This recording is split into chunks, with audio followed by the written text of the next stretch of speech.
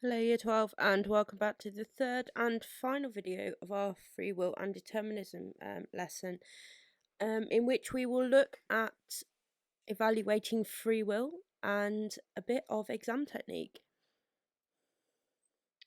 So let's look at discussing free will. So the case for free will is really a case of logic.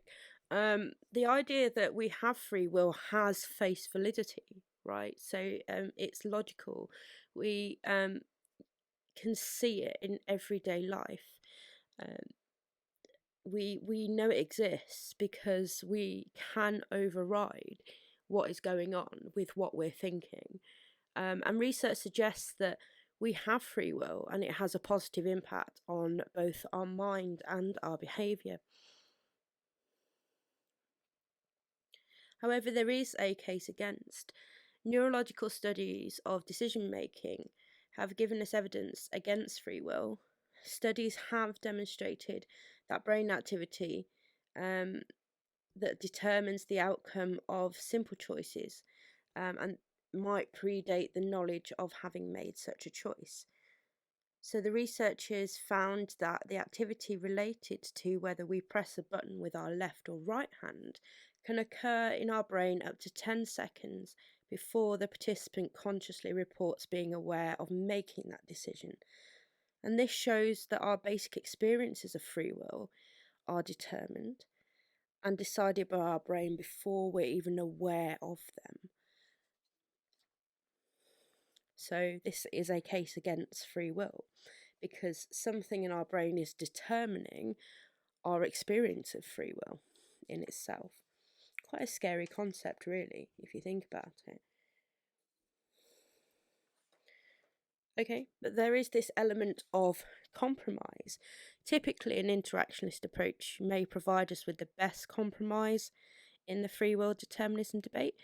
These approaches in psychology have a cognitive element, such as the social learning approach, and those are those that tend to have a soft determinism approach.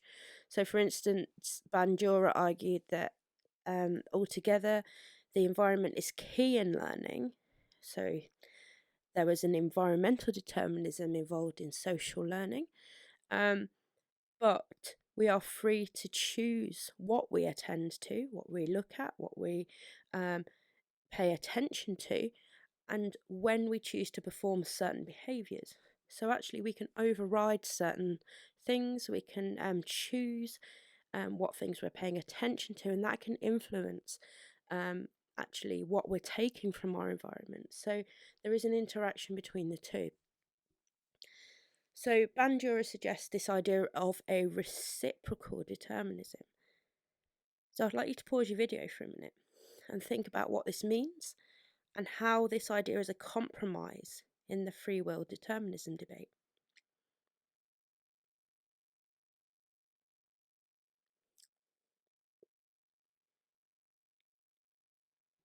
Okay, welcome back.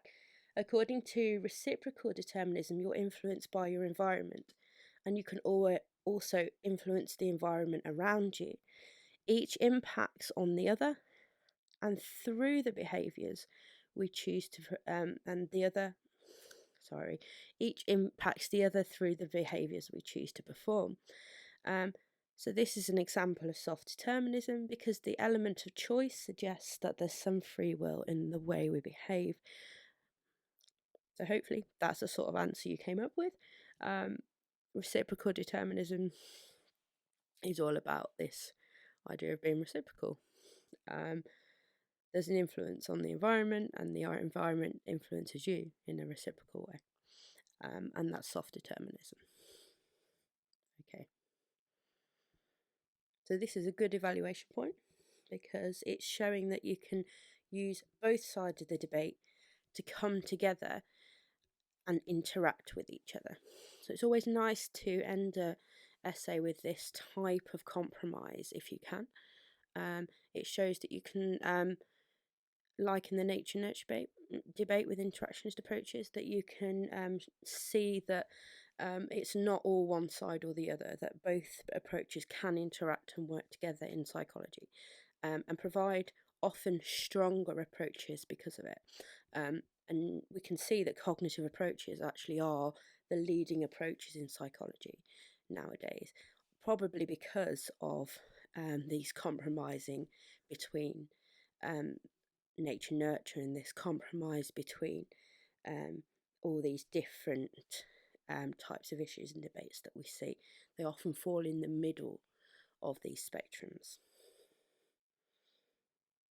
Okay, so last week we looked at a lot about how we can use issues and debates on all sections of the exam to evaluate, how we can insert them into our normal peel paragraphs. So this week I'd like to think about the issues and debates section of the exam. We'll come back to both later on, but I thought, why not? Let's spend this week focusing on this exam rather than all exams in general. Okay, so the issues and debates section of the exam has, just like all the exams, 4 types of questions. The first type of question you've got is a multiple choice type of question. So your bog standard multiple choice type question. You've then got your short answer questions, so your 2-4 marks. You've got your application questions, where you've got this STEM, this item, and then a question that refers to that item, and then you've got these essay questions as well, these 16 markers, these big sort of exam essay type questions. So let's start by looking at a multiple choice question. So this is a multiple choice question that you could get on an exam. Hopefully you can see it's 2 marks, which would indicate that 2 of these answers are correct. The other hint of that is statements here rather than statement. If it just said statement, you would suggest that it would suggest that 1 of these answers was correct rather than 2. So the question is, which of the following statements describes a free will point of view? So people are not responsible for their own actions. People behave in a random fashion. People behavior always has a cause. People exercise a full choice over over how they behave, or people have no choice about how they react.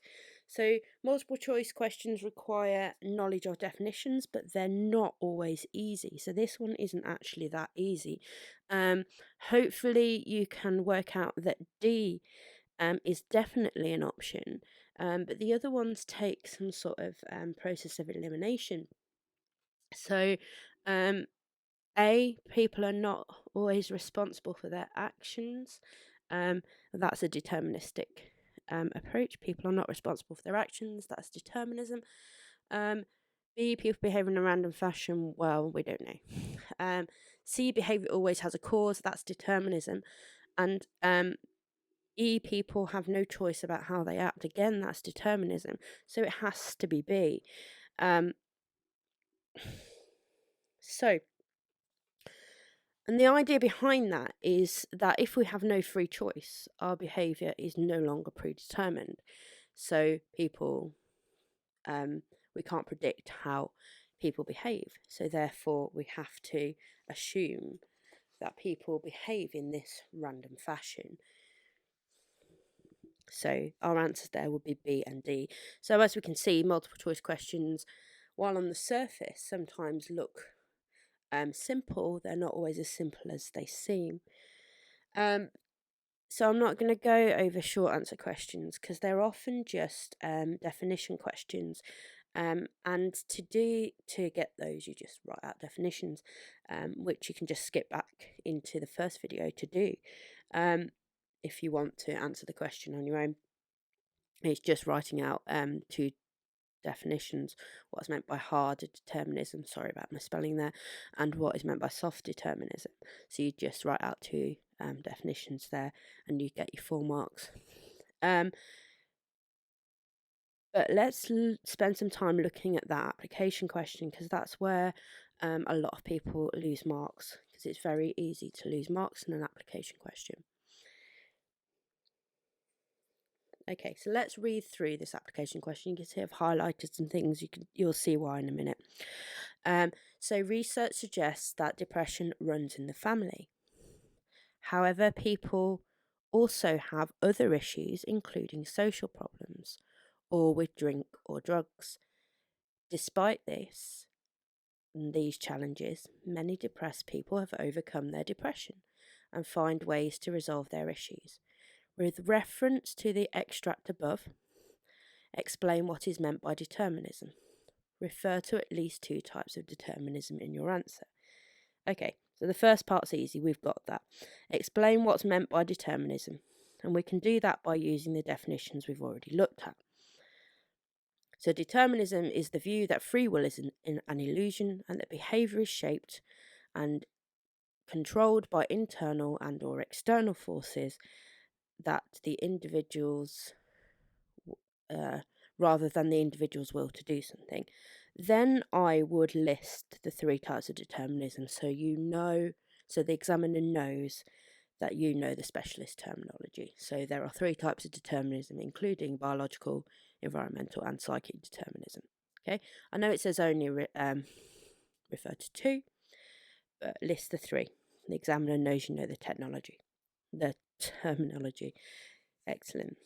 Okay, so the next bit is a bit harder. We have to start to look for 2 out of 3 of these in the text. Okay, and the first one is in yellow here, with this idea of it running in the family. We've got this biological, genetic element of it, which suggests this biological determinism. Okay, so we write a bit about that, and we've got to remember the reason I've highlighted it here and highlighted it here, to quote from the extract. If you quote from the extract, it means that they can't knock you down for application marks. Okay, because you've directly referenced that extract, they can't say you haven't. So biological determinism, give your explanation of what it is. So it's the idea that behaviour is controlled by aspects of biology. So then say what the extract says about it. The extract states that depression runs in the family. Okay, but that's not enough. You have to say what that implies. Okay, which implies depression may be biologically determined and the result of genetics. Okay, so just saying that depression runs in the family states that it's biological determinism isn't good enough. You have to say why. Okay, so our second one, we're talking about other issues, including social problems. So here we can talk about environmental determinism. Okay, so external influences, environmental determinism. So, however, the extract also suggests that people may suffer from depression, also have other issues, including social problems. So I've quoted exactly from the application again, just to make sure I've got the application in there, which suggests that the behaviour might be determined by external influences. I've just defined what this environmental determinism is, which implies, again, this implication, that environmental determinism also may play a role. And then you can see there that we've got the 6 marks. Okay, and you can see in each bullet point how we've defined our term, how we've applied quoting our extract. And we haven't just quoted it, we've said what the quote means in terms of our question as well. We can't just quote it and say, well, this is biological determinism. We have to say why it's biological determinism. Okay, and that's where people tend to lose the marks in these types of questions. Okay, so let's have a look at an essay question. So the outline actually in issues and debates is always very easy. So I'm not going to go through them in a lot of detail. So outlining issues and debates is often just your definitions with examples. Now there's a lot of definitions in this one, so you don't need all of them. You obviously need your free will and your determinism as your general definitions. I don't seem to be able to spell hard today. I do apologise. Then you can either choose from hard and soft determinism or your 3 types of determinism. It doesn't matter which, but don't define all 5 of them. Either the 3 or the 2. I tend to go with the 3 because it's easier to apply the examples to.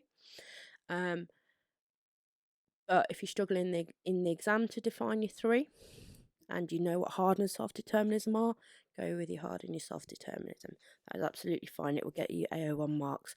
And that is all AO1 is in these types of questions. Okay. So now let's think about AO3. And I'm going to give you one of these paragraphs. I'm going to talk you through one of these paragraphs and show you the level of detail that I would put in one of these paragraphs for 3 points. Okay. And once I've done one in one of the activities at the end of the video, I'm going to get you to write the other 2 to see if you can apply that sort of detail to writing the other 2, and then I'll give you some feedback on those. So these are 3 points that we've discussed in the video and I've gone through with you. So the one I'm going to write for you is determinism is consistent with the aims of science, and I'm actually going to put a counter argument in that one for you as well to show you how you can do that. Then for you, I'm going to leave you to write determinism provides an excuse, so you can include the sort of legal example in that. You can say it's not consistent with our legal system, those sorts of things. And then you've got this free will is an illusion point of view as well.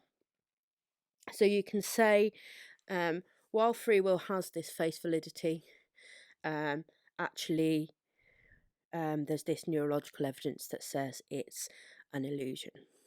Okay, so all 3 points that we've discussed in today's video, so not points that I've expected you to go away and look at in too much detail.